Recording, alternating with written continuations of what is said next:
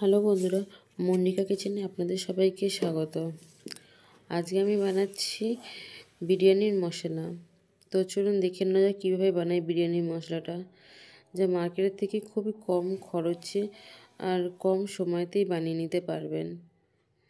এই বিরিয়ানির মশলাটা যদি বিরিয়ানিতে দেন তো খুবই ভালো লাগবে খেতে, যে বিরিয়ানির স্বাদটা টেস্টটা পুরোটা আলাদা করে দেবে। তো চলুন কথা না বাড়িয়ে বানানো যাক।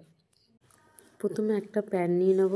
প্যানটাকে ওর মধ্যে একটু গরম করেই ওর মধ্যে আমরা জায়ত্রী, white pepper, black pepper, big এলাইচি, স্মল এলাইচি, স্টার আনিস আর হোয়াইট জিরা, ওর মধ্যে আমরা শুকনো লঙ্কা আর বে লিভ মানে তেজপাতা কিছুটা দিয়ে ভালো করে গরম হতে দেবো। অনবরত একটু নাড়তে থাকবো, না তো তলায় ধরে যাবে। এরকম নাড়তে নাড়তে যখন একটুখানি এর কালারটা একটু চেঞ্জ হয়ে যাবে হালকা, যখন একটা স্মেল ভাজলে একটু হালকা হালকা স্মেল দেবে মশলার, যখন ওটা স্মেল ছাড়তে থাকবে তখনই আমরা এই কড়াটাকে নামিয়ে আমরা অন্য একটা পাত্রে ঢেলে নেব। এবার এটা কিছুক্ষণ ঢালার পর একটু ঠান্ডা হয়ে গেলে এটাকে আমরা মিক্সিতে দিয়ে ভালো করে পিষে নেব। দেখুন আমি মিক্সিতে সবটা ঢেলে নিলাম, নিয়ে এটাকে ভালো করে পিষে নেবো।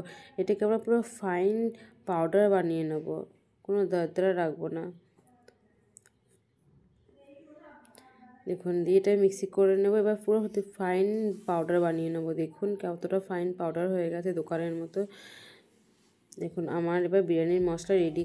এটাকে নিয়ে আপনার একটা কাচের পাত্রেতে রেখে দেবেন। আপনি এটা বিরিয়ানিতে দিতে পারেন কিংবা পোলাওতেও দিতে পারেন। পোলাও বানালে ফ্রায়েড রাইসে অল্প করে হালকা ছড়াতে পারেন। দেখবেন এর টেস্টটা পুরোটাই চেঞ্জ হয়ে যাবে, খেতে খুবই সুন্দর লাগবে এই মশলাটা। আপনাদের যদি এই মশলাটা ভালো লাগে তাহলে লাইক, কমেন্ট, শেয়ার অবশ্যই করবেন।